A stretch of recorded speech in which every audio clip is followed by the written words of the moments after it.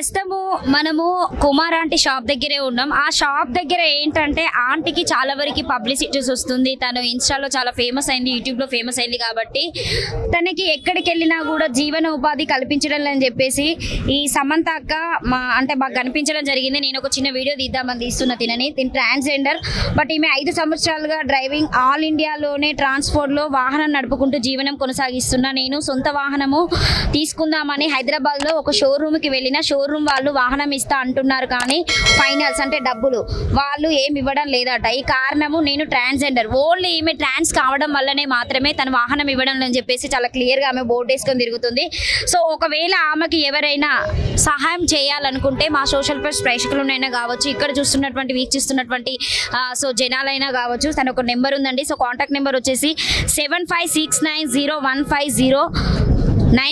So Samantha గారికి మీరు కంపల్సరీగా హెల్ప్ చేయండి, ఎందుకంటే వీళ్ళని ఎక్కడికి వెళ్ళినా వేరే రకంగా చూడడమే జరుగుతుంది. ఇప్పుడు కూడా సమాజం ఇప్పుడిప్పుడే ఉన్నటువంటి ప్రభుత్వం కూడా వీళ్ళని గుర్తించడం జరిగింది. సో ఒకసారి వారి మాటల్లోనే అడిగి తెలుసుకుందాం.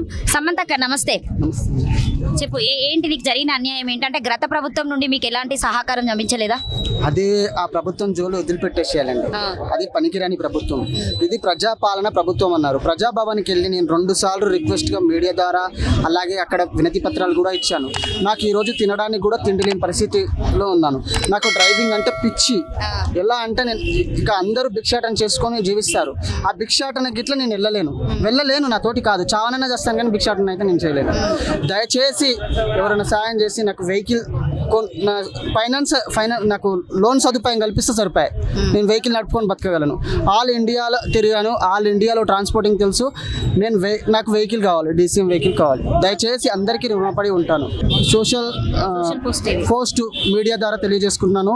దయచేసి తెలుగు ప్రజలందరికీ అలాగే ఆల్ ఇండియాలోని అందరికి కూడా డ్రైవర్ అంటే డ్రైవర్ పట్ల ఇట్లా రెస్పెక్ట్ లేదు. డ్రైవర్ని గౌరవించండి ప్లీజ్ దయచేసి.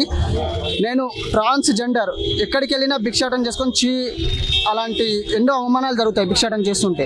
నేను కష్టపడి బతున్నాను. నాకు ప్రభుత్వం నుంచి ఆర్థిక సహాయం, నాకు లోను సదుపాయం కావాలి అంతే. నాకు ఇల్లు కూడా లేదు, కనీసం ఉండడానికి ఇల్లు కూడా లేదు, తినడానికి తిండి కూడా లేని పరిస్థితి నాది.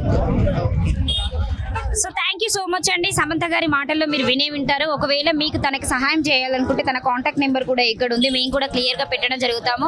So thank you. ఈ వీడియో కనుక నచ్చితే మీరు లైక్ చేయండి, షేర్ చేయండి, కామెంట్ చేయండి. So thank you so much.